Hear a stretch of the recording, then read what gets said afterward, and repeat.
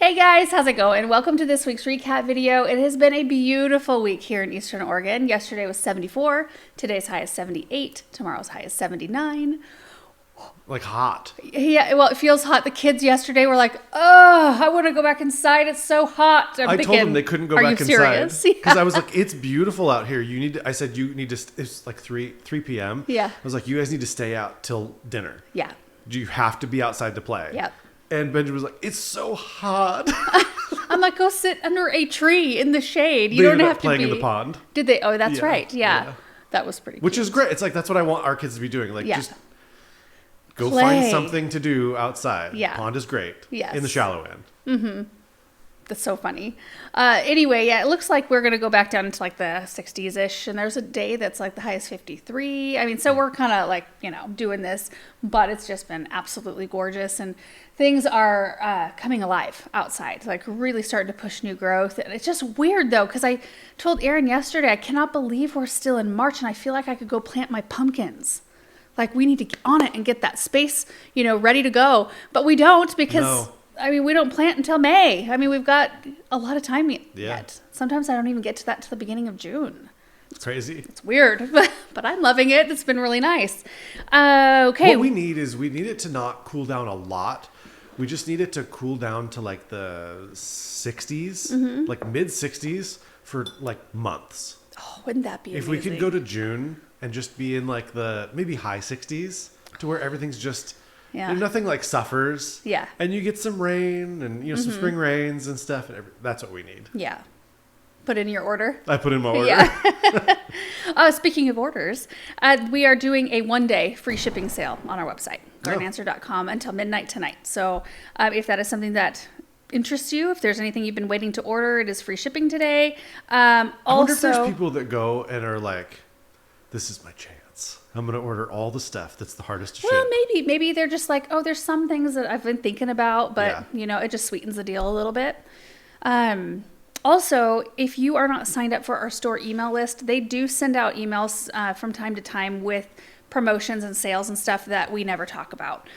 So only the people who are on our email list know about that. If that is of interest to you, we can put a link down in the description to where you can go sign up for that. Okay, let's jump into the videos from this past week. First one was planting 3 evergreens and 2 spring containers.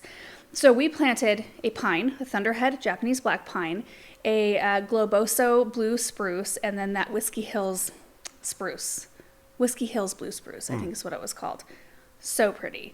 And that followed the birch tree planting. So it was just so fun to be kind of out there by the birch trees, kind of supplementing the areas where they are at. I think everything's just coming together. And then I honestly cannot remember what spring containers I did.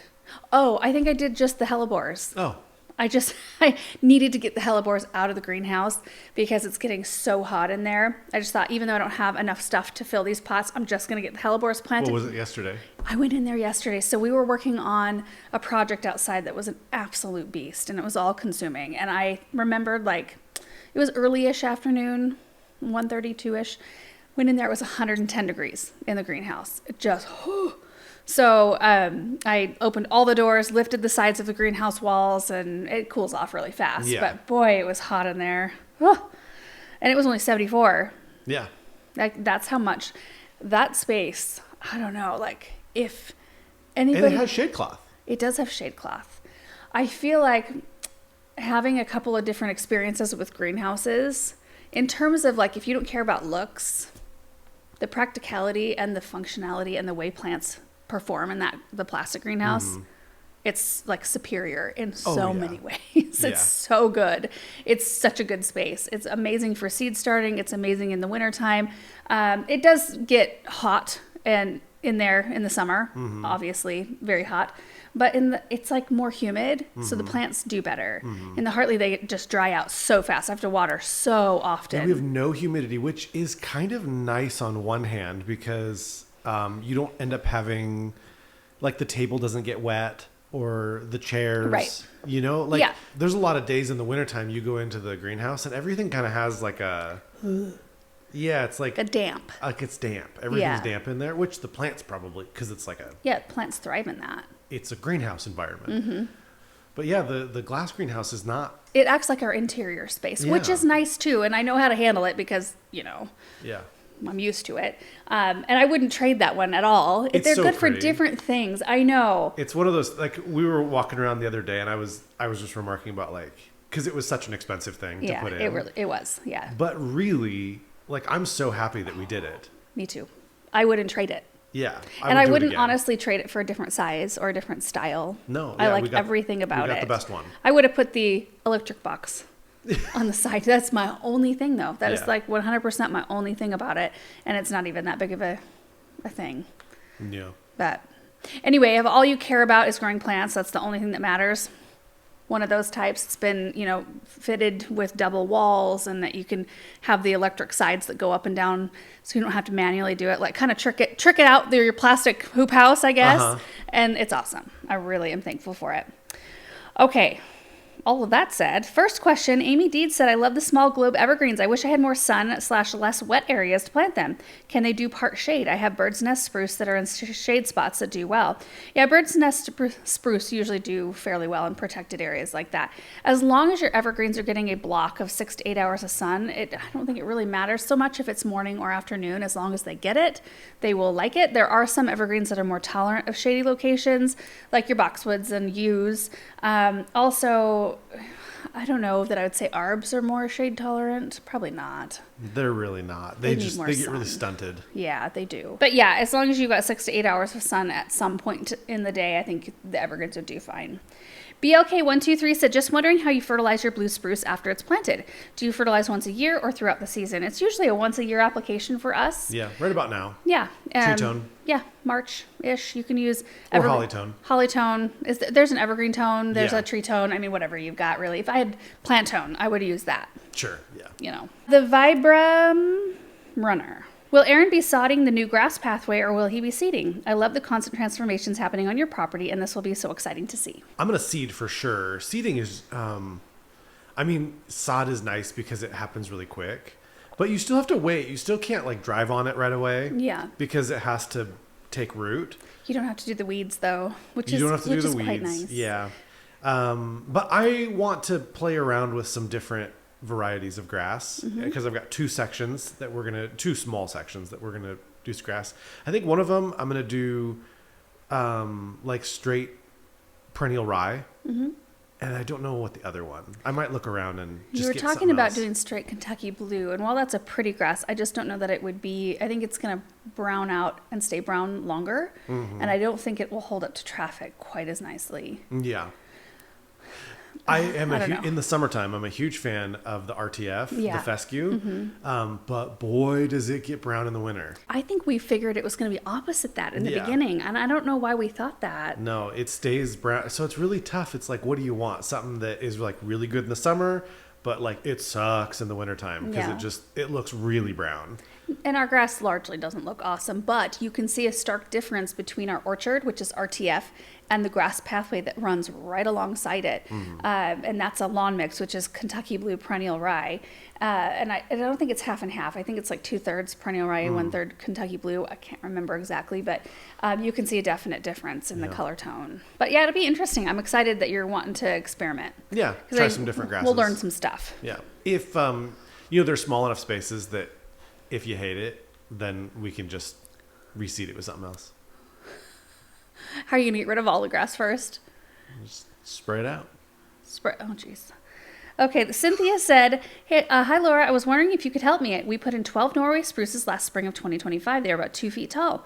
They looked nice all last year until recently they are turning brown. Does that mean they are dying? I live in southeast Minnesota. Boy, I am not the best one to ask about Norway spruces because we have that happening to 2 of ours right now. Yeah, we have the worst luck with spruces. Yeah. So we have that one up by the mail house that's browning out. It did it last year too. It didn't the first couple of years, but last year it kind of turned brown, and then we waited and it pushed new growth last year and it looked pretty good. Yeah. No, we have 3 because there's the big one. Yeah. Yeah. They all kind of 4 because there's the one out by the flower shed, across the way from the orchard, in that kind of corner area that faces the. I have a spruce over there. Yeah. A Norway. Mm-hmm. I do. That looks bad. Yep. I mean, yeah, it looks bad. Is it the It's weeping not one? dead. No, it's just planted kind of in the corner where you had your My raised box. bed. Yes, your box I remember now. It's for a kind long of time. like tucked in with the flame willows. Yeah, so we have 4 that are pissed. Yeah, I have a suspicion. Well, I have a suspicion they're getting too much water. Yeah. We need to pull drip from a lot of our evergreens. Yeah, it's hard because they're on the same drip as like our perennials. Yeah, and that's So- no good. And there's no other way. I mean, unless we wanted to spend an eternity trying to separate the systems and What I create don't 2 understand systems. is I see so many places around here where people will have spruces just planted like in their lawn. Mm-hmm. And you have to water a lawn More often. Yeah. than what a spruce needs. Let's just put it that way, Mm-hmm. right? So that the spruce is getting more water than what it needs, but it still. Do you think it's seems to just do so fine. surface level that it like evaporation and heat just kind of take care of the water? Maybe. Because you're not like watering along super deep typically. No, People that's don't. true. Yeah. Yeah, it's hard to I say. don't know if that makes a difference or Yeah. not. I hate that. I wish we could see like a cross section of the soil at all times. Like Yeah. this plant is suffering. Show me its roots. Right. And so I can see all the layers of soil. And I do know the 2 that are suffering closer to the dumpster side. That soil it's rough. All of our trees have a hard time. Yeah. Like, have we had one that locust did great? The locust in the rock path garden, Do we have a locust in that garden? Mm-hmm. Where? close to the road, Well, the driveway. You mean on this side of the Yeah. grass pathway? Oh, yeah. So funny. I'm like, do we have plants? Yeah. I don't remember anything. No, I thought you meant over on that corner. Oh, I'm sure. Thinking, I don't think we have one over But there. just that whole, the south garden, just kind of in general. Mm-hmm. I guess the London plane tree's doing well. You've got that birch that's doing really That well. side is easier than this Yeah. side. Whenever I have to try to dig a hole near the dumpster, it makes the auger smoke Yeah. and smell like heat, because it's having to work so hard to get through. And then I almost feel guilty putting the root ball in the hole. Like Mm-hmm. it's little coffin that I just dug for it. You know what I mean? Yeah, Like, sure. because the walls feel like this. Right. Of the hole. Yeah. But some things are thriving. The aster loves its life over there. Do you know why? Do you know why that they're not doing well? Hmm. You didn't dig a square hole. Oh, that's probably true. You should have thought about that. I read that on Facebook. Seems legit. I get all my tips from Do you? Facebook memes. Nice. Mr. Murphy said, "Why is Aaron not wearing caps as much?" Okay, so the reason now is that I've grown my hair out long enough to where when I do wear a hat, it like mats it down, and I don't care about how it looks, but it when you take the hat off, like it hurts. My hair hurts. Yeah. Does that make sense? Yeah, it hurts when I wear a ponytail because my head's Yeah. not used to that. Because like it gets matted in one position, and then you go to like run your hair through it, and it just kind of like stings the scalp. Yeah. So yeah, before I wore a hat because it's short and it's just easy to throw. Since I was a child, I wore hats like every day of my life. So anyway, that's why I don't wear hats now. Cammy said, "Do you sharpen the auger blades too somehow?" Nope. Never had to sharpen an auger blade. No, they do fine. One thing I will say though, when we encounter hard soil, getting a smaller auger and doing a pilot hole really helps. It does. Like really helps. Yeah. So just buy 2 augers from gardenanswer.com. Jeez, Aaron. Amanda said, "How do you know when it's time to pull a plant? I have an arborvitae shrub for 10 years and it's starting to have brown and black needles at the bottom." I think it depends on how long you're willing to look at it. How long are you Yeah. willing to try to baby it back to health? I mean, some people, like, that's their passion in life, is to, like, doctor these plants. It is not mine at all. Like, just get rid of it and plant something that looks nice, that doesn't make you stressed whenever you look at it, right? Yeah. Because when I see a plant suffering, it kind of stresses me out. And we do give our plants some time. It's not like we're just ripping them out willy-nilly. Like the spruce trees, we've given it 2 years Yeah. to get their act together. And after 2 years, like, nah, we got to let's put in like there's new arb coming out this year, next year, called Sasquatch from Proven Winners. And I think we're going to try some of those around because we have such great luck with arbs. And the spring groves are gorgeous. The 3 we have in the south garden, if I could just repeat those all over, they're soft, they smell good. Yeah. I mean, there's so many good things about them that I love. Every single one of the spring groves that we planted in the north garden just look awesome. They do bronze a bit in the winter. Not too bad. Not too bad, but they do bronze a bit. Yeah, that's true. But they are just, I just love them. I love the architecture of them, the shape of them. They grew like 3 or 4 feet last year. Did they really? Yeah. Dang. They grew a lot. And then cedars have been doing really well for us. Deodar cedars, Atlas cedars. And, you know, for the amount of evergreens we plant and spruces we plant, we do have a lot of spruces that are still looking great and doing great. Yeah. So, anyway, yeah, I think it just depends on how long you want to try to figure out what's going on with it and how long you're willing to put up with looking at it. Family Wilming said, wait, we be running some lines to connect the stone pathway to the grass pathway? I fear this would be an apple tree trellis repeat. Running some lines. Oh, we marked the grass pathway that day. I forgot that didn't make it into the title. Because, yeah, we got paint and marked where that grass pathway is going to be. It's really out there. There's no way to line everything up perfectly. It just... Oh, and they're two very, like, vastly different sizes. And the stone pathway starts, if you're like closer to the house side of it, it starts way before the grass pathway does. So those two things are not going to line up naturally. And on the other side, it doesn't quite work out that way either. Yeah. So it's just like kind of 2 separate things. But I get what you're saying, because we've had such issues with the south garden grass pathway and the brick pathway from the house not quite lining up. And that's always kind of bothered me. Only like from drone angles and from one angle kind of in the house. But it happens to be an angle I look out all the time. And so I just have noticed it. But I'm thankful we never did anything with the front flower bed, because in phase 2 or 3 of home renovations, things are going to change. Yeah. I've been quite a lot. Yeah. We've been working with our architect on what to do with the front of the house. And I'm really happy that we didn't pour a lot of effort and time into the front. Yeah. So this, right now it's being used as contractor parking. The flower bed, they just like pull in there, and it is closest to the laundry room upstairs. But soon will come the time where I'll have to ask them all to not park there, because I want to plant it full of annuals. Yeah. And it'll be fine. Okay. Next video was Snowdrop Tour, planting under the leyland cypress and flower bed cleanup.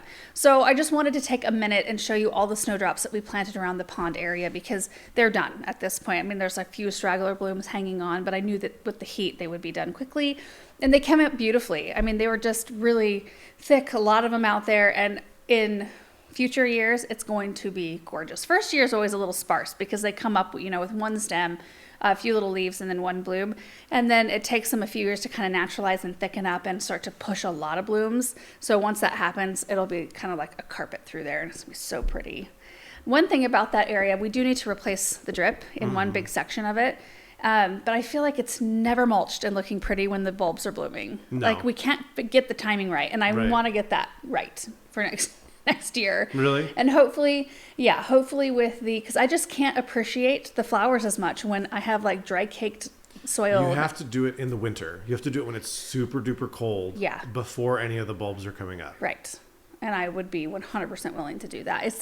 Except I knew that we needed to replace drip this spring. Yeah. And we kind of have to have the water on to do that. Yeah. So I knew it was kind of a loss this year. It needs to be like late January. Yeah. Maybe early February. Maybe if we can get the whole area dialed in this year, then we can get after the mulch and have it look just like super pretty right there. Not that it isn't pretty, but it's like those little things. It could be prettier. Mulch is not just a little thing to me. Yeah. Mulch is a big deal to me. And like covering drip tubes and things, that's a big deal to me. Yeah. There's like the north berm, we need to mulch that this year because of all the infrastructure that's showing. And it's just kind of like part of the process. Sure. And how areas have to evolve. We added so much to that area that we were just like tacking on drip here and there. And you can't hide it all through the season. So. Oh, and then I planted some lamium and hellebores under the leyland cypress, which looks so pretty to me. I love it. And then we did some cleanup in the flower bed. Susan said, I love you, but do you ever get tired of working in the yard? What brings you back to life? How do you do it? I love it when you take a break and cook something or go shopping with your mom. I think I get tired of stuff just like everybody else does, but gardening is my passion. It is my hobby, like my greatest hobby. And I'm just thankful we were able to make it into our job. Yeah. And, you know, sometimes you think, well, if you make it into your job, then it becomes less fulfilling or yeah, or less special or that sort of thing. But I don't really feel that way. I mean, I have moments where I'm like, oh, I don't want to go cut back another freaking rose, you know. Yeah. I've got a lot of that still yet to do. There are those moments just like everybody else, but I think largely I feel really good about it, and my body feels good getting out and moving. Like it's a good thing in so many different ways. It's good for me mentally. Yeah. I do much better if I get out and do some physical work outside. I feel like that would help so many people. It's also only a portion of our lives. It's what we've chosen to show. Yeah. There are a lot more that we do that isn't shown, and so yeah. Yeah, that is true. Alaska Root said, what do you use for your editing program? I love how you do transitions, especially when you show Laura doing multiple things at the same time. We use Final Cut Pro, and I'm not sure. Taylor is our editor now. I don't know if he would. I don't think he would actually use Final Cut Pro if it wasn't what we just started with. I know that he liked using DaVinci Resolve. And it seems like DaVinci Resolve has gotten like wildly popular over the last, 5-6 years or whatever. So yeah, Final Cut Pro is great. It's been around for a long time. If you are in the Mac ecosystem, it's great. But there's a lot of drawbacks, and I feel like Final Cut Pro is lagging behind in a lot of features. But all of our archive is in Final Cut Pro. So if you move to something else, you have to have two programs, because now if you go back to go get footage, you still have to have Final Cut Pro to be able to access those original libraries. So anyway, there you go. Cara D said, your videos are always the highlight of my day. Will you please remind us which gloves you use for roses? It'll be fun to see where the hostas pop up. I seem to remember some of them on the lilac side of the cypress, but time will tell. It still seems strange to see Aaron without a hat. I know it's a lot of years of you wearing a hat. Yeah, That'd be like if I started wearing a ponytail and shorts. Well, I totally can imagine cutting my hair at some point and just wearing a hat again. So sure. Well, you can always grow it back if you wanted to. Right. I like it both ways. Well, thanks. Anyway, so I've just been using my Atlas nitrile gloves when I cut back roses, but there is a pair of Felco gloves that's not actually their rose gloves. It's a different, maybe we can pop them up on the screen. They've got a lot of white on them, but they are fantastic for roses. So if your skin is extra sensitive to stuff, I mean, I get scratches and pokes and bleed and all that stuff, but I don't have skin tears very easy. But if you have some issues with that and just really want to protect yourself, which I should carry a pair of those around with me, they really are handy. They're just a little more clunky because they're thicker. So for me, I just use the gloves that I've got on while I'm out there. And just try to be really careful when I'm picking them up. I still get poked, and thank goodness you can't hear my audio all the time. But anyway, yeah, those Felco gloves are great. Lena said the snowdrops are gorgeous. How do you plant over them for the summer, or do you? This is where bulbs scare me somewhat. I will plant them and then leave the area alone. That is kind of the thing. I think maybe we talked about this last week, doing planting in the correct order, which if you were planting to where, to maximize your space and kind of your time. Trees and evergreens, larger shrubs, smaller shrubs, perennials, annuals, and bulbs last. So ideally, you've already got everything set and planted in your beds, and then you go in with your bulbs afterward. And that's just not how I've done it. So what I do in areas like that, I will want to plant where some of those snowdrops are. So those bulbs, when I use my auger, they just kick up out of the ground, and I can just replant them right next to, or tuck them into the side of the hole.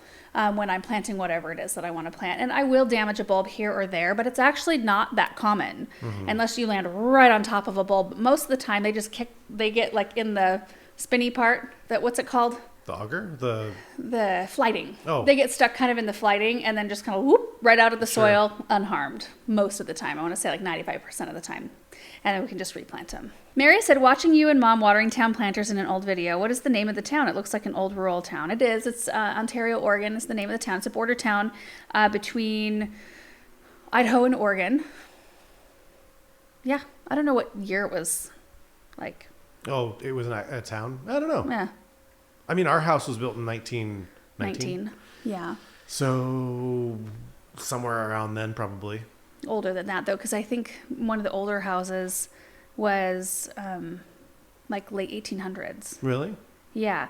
It's Dr. White's, that little white house that was right next to him. It had a historical kind of Okay, but how many houses were there?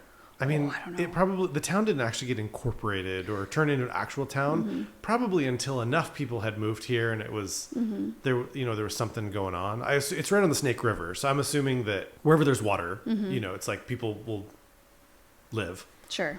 So Donna said, after that lilac blooms, can you hard prune it to get rid of most of the borers? And can the soil be treated for borers around it? Yeah, we could do that. I can, though, go in and cut out the most affected wood. There's a lot of fresh wood that hasn't been affected by borers because we have been treating our stuff since we moved in with a systemic insecticide once a year, and lilacs need it here. Lilacs, birch trees, and willow trees. Those are like the 3 highest borer attractive to borers plants. So anyway, there is a lot of good wood on it. I just need to get in there, and I actually crawled into that flower bed yesterday because I could see one of the big old, like gnarled up, damaged pieces. And I was kind of like in there looking, following it down, and it looks like down low there is new branches that came off of it. So I just need to cut it down to that point. I just need to get in there with the chainsaw and just do a little surgery on the shrub. But rejuvenating prune it would be a good option too, because the borers are not in the soil, they're in the wood of the plant. So I wouldn't even have to treat the soil. The only reason why we do a drench is because the roots take in that drench and then put it up systemically through the tree or plant. Connie said, I have dealt with lamium as an invasive plant. It is impossible to get rid of. Maybe this variety isn't, or your climate it isn't. Our climate is very amenable to most all plants that are invasive. They would not be invasive here because we do not have the conditions. I'll tell you what is invasive here. Tiger eye sumac, bindweed, and puncture vine. Some grasses. I still think that tiger eye sumac wouldn't spread if it wasn't getting water from somewhere.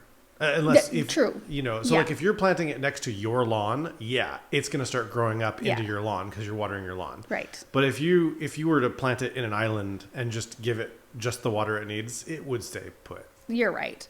But there are and that's probably... But nobody does that. That's not true of bindweed or puncture vine for sure. They thrive on neglect. In fact, I think they would start to die out if you gave them too much water.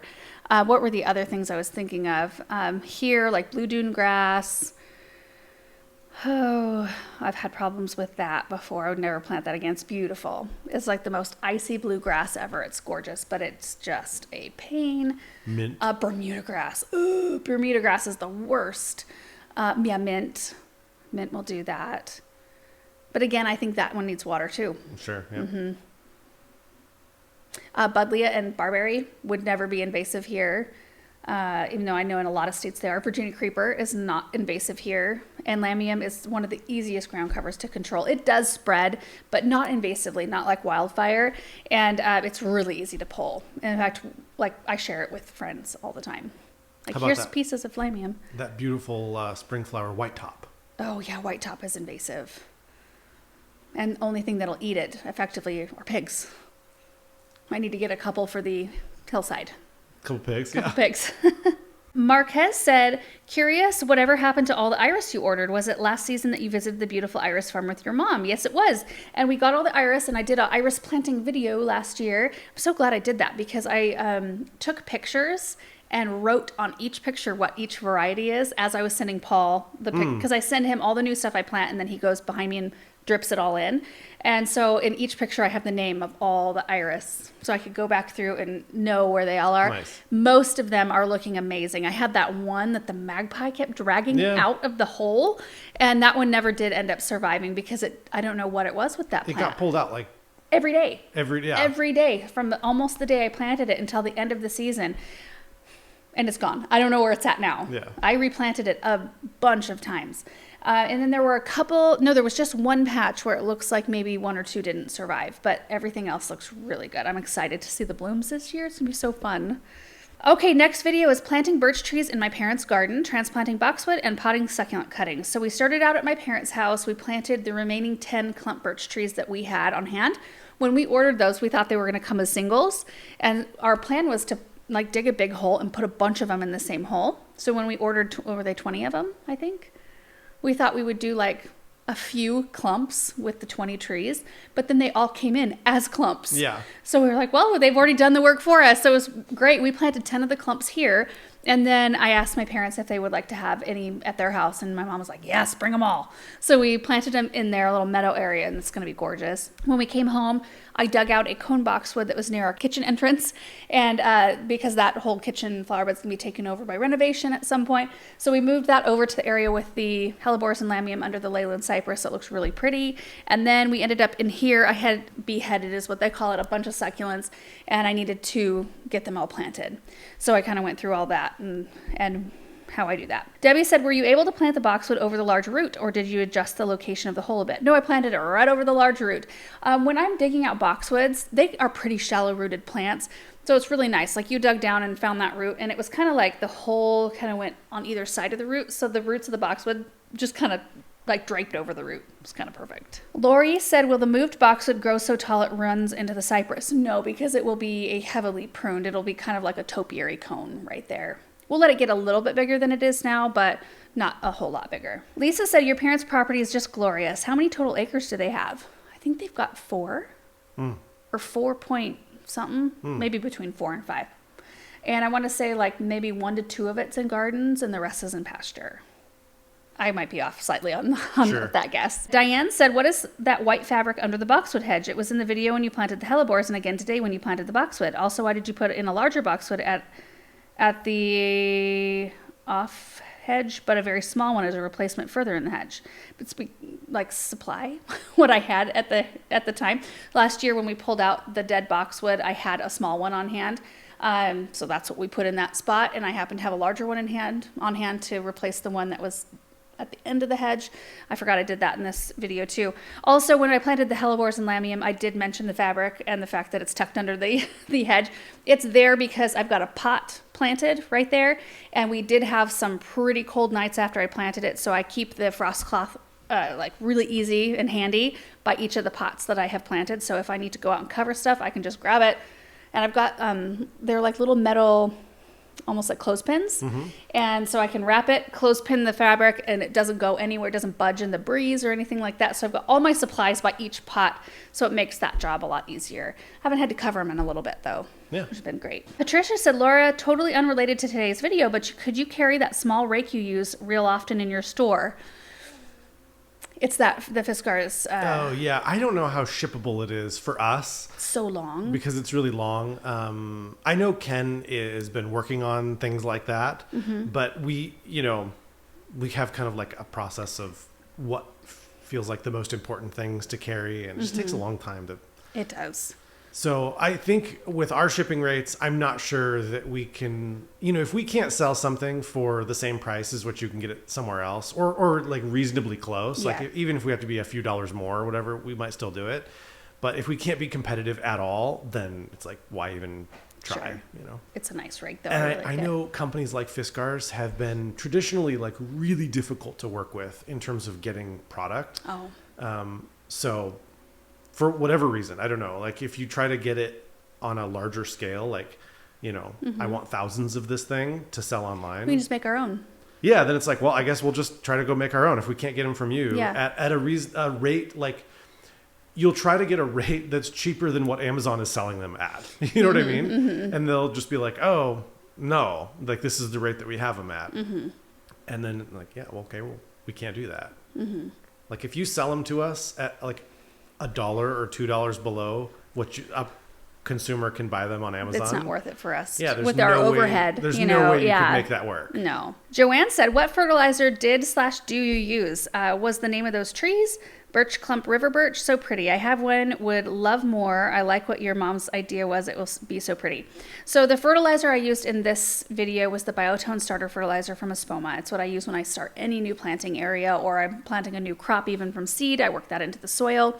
The birches that we planted are the Avalanche Birch from Proven Winners. And we have a mature-ish one next to our it's not mature, but it's way more mature than those. We have one next to our chicken coop. And those trees, as they age, they start that kind of like bronze trunk color, and then it turns really bright, beautiful white as they get older. And I think the trunk, we think, is about this big. The one near the chicken coop is bright white, and they get like neon yellow in the fall. So, so pretty. I love them. Okay, next video is removing a giant elderberry. Oh, yeah. Satisfying. Making a potato/leek gratin and starting a few flower seeds. I actually went out into the garden not with that in mind, the elderberry removal. I think we started in the greenhouse. I started some marigolds and some Chinese forget-me-nots, which 2 of the trays out of the 3 are up. I think my Cracker Jack marigolds, I need to start over. I think those seeds might be really old. Oh. Anyway, I'm going to just, because the white swans are up looking great. I mean, you would think both types of marigolds would be up at the same time. Yeah. Anyway, I went out into the garden after that, and I was just going to start in with some hydrangea and rose cut back, just kind of what we've been working on. And I looked at that elderberry and I thought, you know what? Now's the time, before it blooms, before it's got leaves, because that's the point when I'm like, oh, let's just leave it. It looks so pretty with its blooms on, So we took after and got rid of it, and it looks so much better. And we do a lot of planting, and I do see some comments from time to time like, why don't you plan on the mature size of these things so you're not having to move stuff around. A lot of it's because we want to have it look a little bit full right from the beginning, knowing we'll get 5-10 years out of something, and then we may need to edit. And we're good with that. Well, your dad was doing that the other day when we were there, actually. Oh, yeah. We were planting. They edit all the time. Yeah, he was taking out a maple tree that was just, it was kind of thin, and it was in between a couple trees, but they got 10 years. More. It had been there, I mean, as a long 20? time. Yeah. Yeah, so it looked full for 20 years, and then some other things crowded it, and then you just go take out the maple tree. Since the other things are kind of competing. Yeah. I think that's totally fine to do, and gardens evolve. And it also gives you the ability to try different combinations of things, and also gives you the ability, especially if you've got limited space, to try out more different types of plants. Yeah. You can see how they grow, and then you can edit out the one that you end up not liking as much, or that doesn't perform as well. To me, it's totally worth it. If you're going to get 20 years out of an area looking good, you know what I mean? 20 years of your life, you know what I mean? Right. Enjoy that space for 20 years. Instead of I'm not going to plant anything there because one day it might get crowded. Yeah. No. And then you die in 3 years. Yeah. And then you never get to see it look full or pretty, Exactly. It's kind of like living in the here and now, I guess, a little bit more. Well, that's the other thing is that you could get a freak storm, and then one of the trees that on either side of it could die. Sure. And then it's now you have a way bigger hole. I don't know. Live your life, man. Yeah. I don't know how it shifted into that. So Mindy said, thank you, Laura. I love it when you bring us into the kitchen. Question for you. I was always told that when potatoes start to sprout, they become poisonous. Is that what an old wives' tale? It's not the sprouting. It's if they're exposed to light and they is it solanine? Solanine, it's they turn green. It's the greening stuff in there that is not good. And I think it would take... I don't want to speak to how poisonous things are, but the green potatoes is what you got to look for. And that's what happens when they're not stored in a dark area. When they're exposed to light, they start forming up that green skin. I'll notice that on some of my potatoes that are sometimes they pop themselves up out of the ground. Oh, yeah. And I'll kind of notice it's a green cast, and I'll, put soil up over it, and it's always fine. If it would be haven't died yet. No. If it's really intense on a potato, I'll probably discard it, but most of them are good. Chickens for Eggs said, all of your seed starting is inspiring me to get started on my own. I had many seeds not germinate last spring, and I wonder if they were too old or past their prime. How long do seeds usually last? Usually quite a long time. Some don't hold their germ quite as well as others, like tomatoes and peppers don't hold their germination rate quite as nicely. What are some other things? Boy, I kind of remember, was corn one of them that maybe didn't hold it quite as nicely? I don't know. We run down at the garden center, we run germ tests on any seed that we might have carried over from the previous year. A lot of times it's fresh every single year because we're selling through it fast enough. But sometimes on occasion you'll have a few seeds from last year's lot. And we've got a germinator, like a machine down there that germinates machines. And so you'll run tests. You'll put 100 seeds in there, and then you'll figure out what the germination rate is for those seeds, and you can't sell them under a certain germination rate. We just give them away at that point.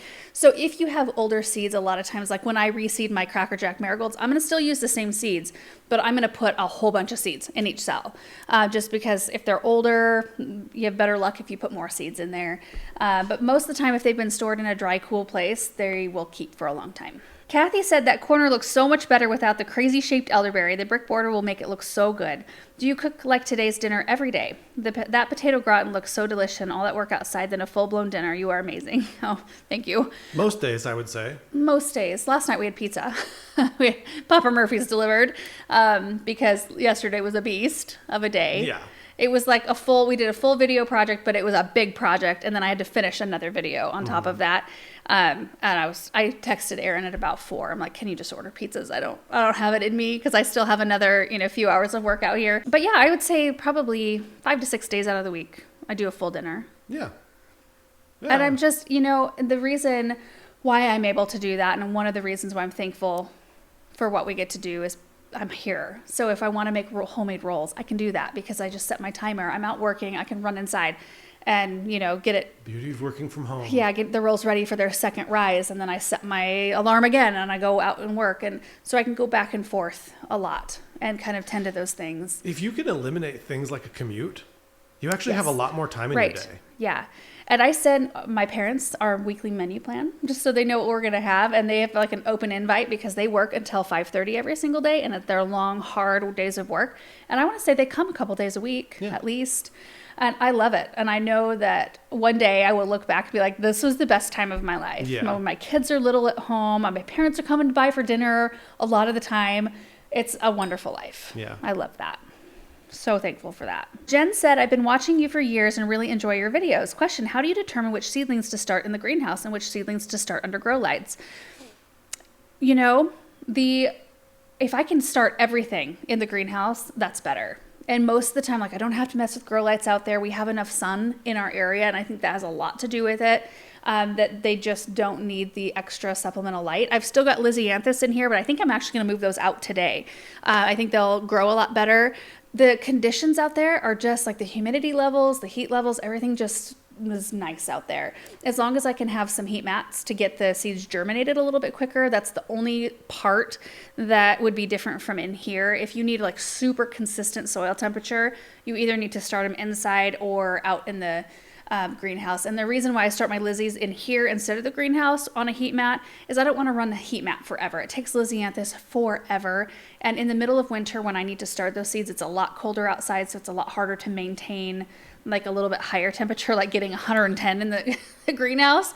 It stays a lot lower. So it's just more consistent in here earlier on. But everything else, I did bring my pansies in here, I think. Once they germinated, I moved them out. But I've been using the greenhouse as much as possible for seed starting. Jeanette said, how often do you burn and or clean up your debris pile? I wouldn't like looking at them myself. Everything's just beautiful. I think I'm just so used to it because we always had a burn pile growing up. Yeah. It's part of it. It's like farm life. Yeah. I don't know, but I get that. You look across and there's all these pretty flower beds and then you've got your pile of debris. Well, one day in the future, I would like that pasture to be like a green pasture. Yeah. So that's where we'll get to maybe in the end. Mm-hmm. But for now, it doesn't bother me at all either. No. And we burn it, once a year? Maybe twice. Yeah. Ivy Ben Garden said, what are your thoughts on the DeWalt battery chainsaw? Oh, love it. Yes. I'm thinking about buying one, but have read reviews of it leaking oil. I've never experienced that. I guess. She says she's just curious if you've experienced that also. Nope. I did. I was just thinking, did I put bar oil in the... Oh. I did. Okay. Yeah. We would have noticed, I think, if... Yeah. We would have smelled it burning up or Sure. whatever. No, I highly recommend that tool. Amazing. They have all different... This is an 8-inch. That we got? The little chainsaw that we got? I think so. Yeah. It's a really good size for a homeowner, I feel like, because you're and not for going to... a woman, honestly. You're not going to tackle anything super big with an 8-inch chainsaw. So it's if it's bigger than 8-inch, maybe you shouldn't be messing with it. Those bigger ones are just so heavy. And you're usually using those for bigger cleanup. I don't think the battery powered ones are really all that heavy. Really? Yeah, I don't think so. I just like it because it's easy to wield. Yeah. It feels like you can control it. You just don't want to, if you get something too big, you don't want to end up on one of those videos where you see the tree coming down right on the house. Oh, yeah. Jeez. Well, and I wouldn't tackle anything very big. And I think it keeps you from tackling too big of stuff that I shouldn't be. We need to have our tree service here if it's anything bigger than what our 8-inch chainsaw can handle, because I'm not a professional at that. Well, and they're dangerous too. Yeah. I saw a video of a guy who was cutting something in a basement, but it was a real short basement, and he was going this way, and it kicked back. Ooh. And it came back right at his head, but one of the not trusses, but one of the, what do you call those, the boards underneath your house? I don't know. Anyway, it stopped. It stopped it from like, and his face, he just like real straight face, just kind of sets it down. Like, I'd be done. Like, I'm done. I'm done forever. When I'm holding that, I am like using a lot of like, oh yeah, you're like paying attention, which you should. Right. Where it is, where your hand is. Yeah. Don't be doing this and then grab something. And I feel like, I don't know, I was raised in a farm families just kind of handle things a little bit more, not freely. That's not the right word. You just are aware, I guess. Mm-hmm. And we also grew up going up to the hills and cutting down trees for firewood a lot. And those were such fun trips. I loved them so much. But it's so funny because like the amount of safety we employed back in those days was just like my dad would be up the hill. So we're on a mountain road and there's a mountain and mountain on either side. And he's up the hill. He falls the tree. And then starts, cutting it up in rounds, and then you roll them down the hill, and we're like on the road. You're the one to stop it. And I'm like a little girl, and I thought it was just the best. Yeah. I loved it. It was so fun because you'd need to stop them before they'd roll down the other side of the mountain, and you lost them. Yeah. So us kids are down there like with just shorts and tennis shoes on, like no protective gear, and those little logs would hit a rock sometimes and fly, and they'd come at you flying, and you just like hit them. I don't know. It's so funny. I don't know. I think kids grew up tougher back in those days. Oh, they absolutely did. Yeah. That's why I don't feel bad at all telling our kids at 3 p.m. you need to be outside for 2 hours. Yeah. Like you're not allowed to come in. I said you can come in to get food. You can go to the bathroom or water. Yeah. Come in and get those things. That's fine. And then right back out. Yeah. There's so much to do outside. Yeah. It's so good for everyone. Doris said, do you think the pondless water feature would be good there? Oh, yes. I do think it would be good there. However, there's a ton of infrastructure underneath that soil. There's electric, that's where the power pole was. So we've got power buried there. Not that we'd get down that low, probably, but there's just a lot of stuff going on in there that I just wouldn't feel super comfortable digging that in. I do think a water feature would be beautiful there, though. I was even telling Aaron, wouldn't it be beautiful to move that fountain that we've got up by our front entrance in the flower bed that doesn't have anything else in it? It would be pretty to move that and kind of like center it in that bed. Yeah. That would be gorgeous. And I think Paul would love it because it wouldn't be underneath the dang locust tree getting plugged up with little things all year long. What bugs me is I really wish we wouldn't have planted that pear tree and we would have done evergreen instead. Oh. That kind of bothers me because Really? I don't want to see down the alley, or I just don't want to see beyond that. Yeah. I want to block it off. Well, we're past the point of being able to tree spade in that space. Right. Yeah. Like it's kind of is what it is at this point. That ship has sailed. Yeah. I like the pear tree though, largely. It's pretty when it blooms. The pear tree is fine. It's late fall color. Kind of planted in a depression though. Yeah. Yeah. We've had to kind of like scoot some dirt away. Yeah. from Well, it. I planted it on the other side of the fence before we owned that property. Remember? Yeah, right. I got permission from our neighbors to plant it because it was just a few feet out from our fence, way away from their house, and they were like, "Yeah, go for it." So things have changed a lot since then. We planted a pine over there too. You remember that? We had to get rid of it because it's right where the driveway is. I don't remember that. Yeah. No, maybe I do remember that. Yeah.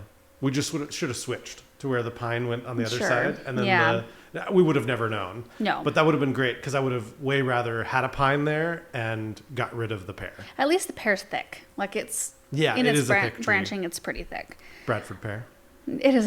It's a Chanticleer pear. Layla said, "Did you grow the violas without additional grow lights?" So I had them in here under grow lights until they germinated, and then I moved them out to. Well, they don't even need light to germinate.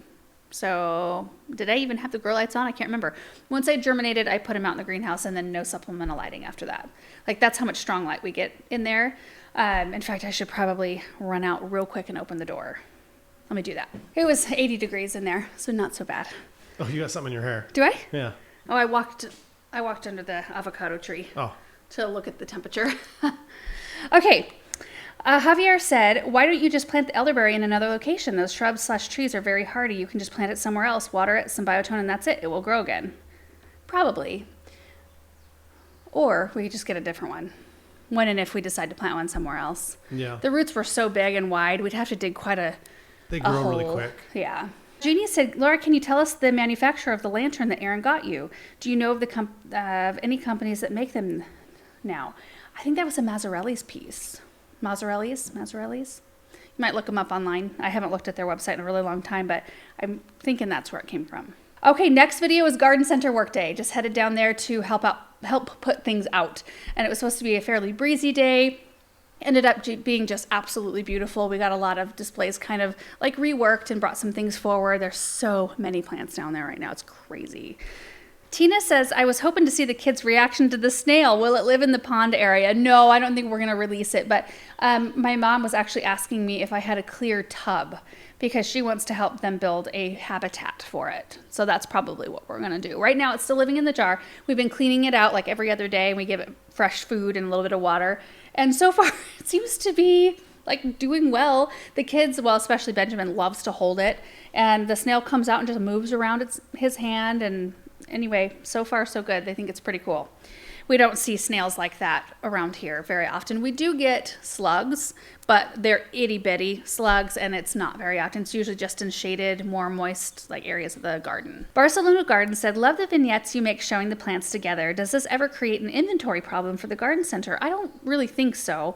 I feel like the ones near me only do this in a very small scale. Otherwise, everything is in rows of the same tree, shrub, perennial, which I think that is quite nice for some things. Like a lot of the trees in the back, they're on racks and they're all tied up and they're all organized based on the category. And then they're kind of like alphabetized. Fruit trees are in the same area.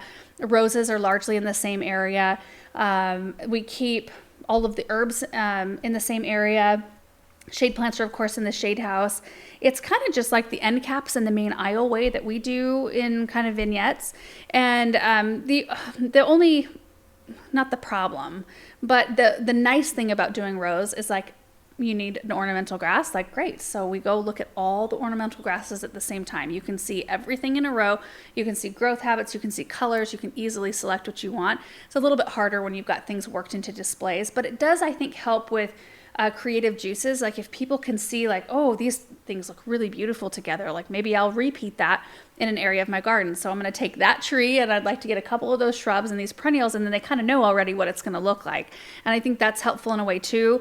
I don't know. I think having a balance of both is nice. I played around with that a lot more when I worked down there full time. Like I brought up ornamental grasses because there was one year that I created an ornamental grass section because I thought this might be helpful and something new and different. We didn't do that every single year. But yeah, sometimes I think like having all the perennials for sun in one spot would be really nice for especially people who are beginners. Kiwi Designer said, how large an area does Andrews serve? I was thinking your town population was about 12,000, which is correct. So Andrews appears to be quite a large garden center in relationship to population. I do enjoy touring Andrews with Laura as your diversity of houseplants, garden supplies, garden art, sculptures, fountains, statuary, trees, shrubs, perennials, and annuals, edibles, and seeds is just amazing. So yeah, our town population is roughly 12,000-ish, but we've got a lot of other small towns almost connected to us. There's Payette and Fruitland, which are Idaho towns, and we all just kind of cluster around the river. And then we've got Nissa and Vail in Oregon, which are just a little distance away, but not much. But we have people coming from Boise area a lot. Boise, Meridian, Nampa, Caldwell area. They come over, and we have tons of you guys that come from out of state now as well. I always, never fails, when I'm down there, I always get to meet somebody from not our area who's come to visit, which is like the most cool thing. I love it. Cindy said at 25:32, I have to stop the video to check out the ranch hamburger and fries. Was it that yummy? What is the yummy sauce for? Is it for the burger or the fries? Both. It almost looks like Thousand Island dressing. Okay, back to the video. It's like a ketchup, mayo, mustard. I don't know exactly what they put in it, but it's so good. And it's really like been a mainstay in our area forever. It was owned by the same family for decades, and they'd sold it probably in the last decade to people I went to high school with that wanted to maintain like that same. For the longest time, it was like a cash only kind of place. Yeah, they didn't take credit cards until the new owners, the younger people, took it over. Yeah, and realized like we have to because I would avoid going because I never carry cash. You know what though? I mean, on the other side of the coin, the line was always like out the door. Yeah. So if you do cash only, and it's like you can only serve so many burgers at a time. Right. And if you're busy all the time, then it's like you might be missing the card only people. but you're still busy. Oh yeah. I mean, So, I don't they're know. never without people, customers there. And even now, like we have to time it. We try to take a really early lunch. We did that day. I think it was 11 or maybe it was even sub 11. My dad went down there. They opened at like 10:30 and got lunch and brought it back. But you have to try to time it Yeah. to where you're not there during the lunch crowd because you will be in line for a while. That's a very popular place. Funshine for You said, I'm so ready for spring. What is the name of your mom's favorite boxwood at 314? I think those were Mont Bruno's. Really likes those, and they are a great boxwood. Patricia said, Laura, may I suggest you launch a Find the Mic contest? You want to know who found the mic? This guy. In like 5 minutes. Yeah. We went down the next day because Aaron was like, you know what? I kind of like a treasure hunt. Let's go down and just, the kids want to visit Nana and Papa anyway. Let's just go take a walk around. And we were not there. It was probably not even 5 minutes. And you walked over with my mic. And so you showed me where it was, and I found the point in the video where I placed a tree back there. And so I happened to have it right before I placed that tree, and then I didn't have it after. I couldn't tell in the video it falling off, though. I couldn't see it. And I looked in that area. Like, I looked. Like, I was doing this with plants, looking around plants, looking everywhere. And it was, like, kind of in the aisle, almost. Anyway, so the mic was recovered. Actually, before the video was edited, I think. Because I was able to pop it in the bag. I don't know if we ever got it to Taylor though. Oh, you did. I did pop it in the bag. Okay. Flowers from my famine friend said, "Oh, I always love watching your parents' garden center videos in early spring. Do your parents always get a boost right after your video drops?" They do, which is super fun. It's fun just to show. I don't know. It's fun to show all the new stuff, and it happens so often down there. And they do a good job too of getting out new things, like putting out posts and stuff like that. Okay, last group of questions is from last week's recap video. Cynthia said, hey Laura, have you ever transplanted a hardy hibiscus? If so, what time of year was it done? I have. And it was early spring when we dug out that big clump and put it out in the dirt lands. It did great. You could hardly even tell that it had moved locations. Yeah. Didn't skip a beat. Hibiscus are funny. That's one of those things that if you plant once they're already blooming, just expect it to look like trash. It will look like trash, like death, near death for the rest of the season, no matter how much water you give it. Yeah. And it may or may not survive. That's been our experience. Yeah, well, for us anyway. Yeah. I feel like you need to go to the garden center when it looks like you're just planting a group of dead roots. That's when you should plant them. They break dormancy super duper late. Usually it's end of May, beginning of June. So people think like, I don't want to buy that because it looks like it might not come out of it. You know, but they're just super late to break dormancy. But that is the best time to plant them when they're small, when it's not so hot outside. They can really suffer in the heat. But people wait. I'll bet you anything. People wait until they're blooming. They see these know. giant blooms. I don't think so. I think some people know. That wasn't my experience when I was down at the garden center full time. They would fly out the door so fast because people wanted those big blooms. Like the second they were in, they were out. Huh.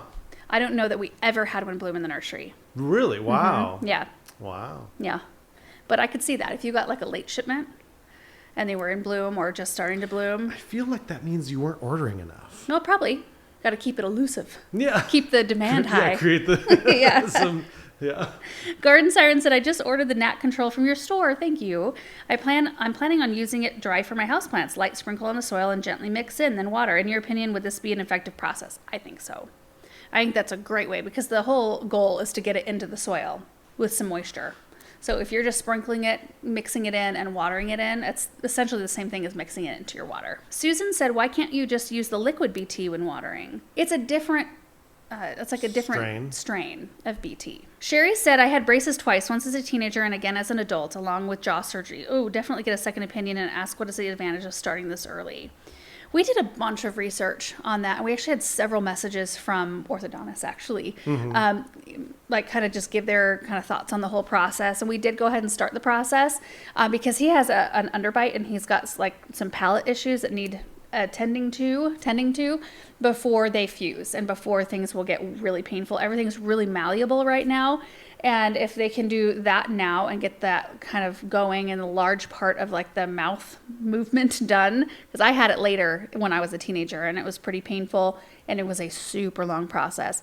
And apparently if they get a lot of that manipulation done early when things are more malleable, the likelihood of having braces again is lower. But even if they do have to have them again, it's just to tweak minor things instead of doing all of the expansion and all of that at that time. Yeah. It's one of those hard things as a parent to know, like, are we making the right decision? Yeah. Are we making the best decision for him? If we can eliminate the amount of time he has to wear braces later on, Sure. I think that's so much better. And when you're young, things don't, I guess the pain isn't quite as much because they're not fused. Things are moving around anyway. If we can eliminate pain, eliminate time he has to wear them when he's going to care about his looks, then I think that's awesome. Yeah. And things advance. It doesn't, just because we got them later doesn't mean that was the best method. You know what I mean? So I don't know. It's so hard to know what to do for your kids. Yes. Cami said, when will you spray fruit trees again? After most of their flower petals have fallen. I'll start in with the fruit tree spray. Renee said, wow, you don't have any Noodles & Co.? Nope. McDonald's, yes. Chick-fil-A, no. Chipotle, yes. Chipotle's the worst. So that one's a no. You know what? No Chipotle, category. Whatever that, is not barbacoa. There's some meat that they only get for a limited time, and that's the only one that I like. Oh, really? Yeah. And so I check DoorDash every once in a while. I'll just see if that's an option, and it never is. And I'm like, okay, well, I guess I'm not doing Chipotle. Well, if you're with me or the kids, you don't get Chipotle anyway. The kids hate Chipotle. You hate Chipotle, I do, yeah. but the kids hate it even more. Yeah, they do. They don't like Mexican food right now. I know. Which is a problem. That is a problem for us because we love it. Mm-hmm. And whenever we suggest Mexican food, they're like, I don't want it. Yeah. But they'll come around. We just need to work on them. Yeah. Well, I make Mexican food at least once a week. Yeah. In our house of some kind. I think doing tacos once a week is great. I think doing burgers once a week is those are just standing. You could do that every week. Oh yeah. I like to try new things. I don't know. I feel like I sprinkle in a lot of our favorites, and then I add a lot of new stuff too. You know what? You could do tacos, burgers, chicken parm once a week. I hate making chicken parm. And then a chicken and rice kind of a dish. That's 4. Yeah. I could do those easy once a week. Yeah. I could go to Mongolian once a week. The kids like a restaurant in Fruitland, actually. It's called Ogawa's. And they do burgers and stuff, but it's mostly like sushi rolls. They get rolls. They love it. They love going. It's their favorite place. Okay, last question from Susan. I just started using natural in the soil, and oh my goodness, no gnats at all. Yay. Boom. Last year, it was so bad that they would get in my coffee, and I did use it in my watering can, but mixing in the soil is the trick. I do wonder is it safe when growing vegetables? Absolutely. It's a natural ingredient. It's found naturally existing in soil, actually. So you're good to go. Anyway, guys, that is it for today's recap video. Thank you so much for watching. I hope you're having a great start to the week, and we will see you in the next one.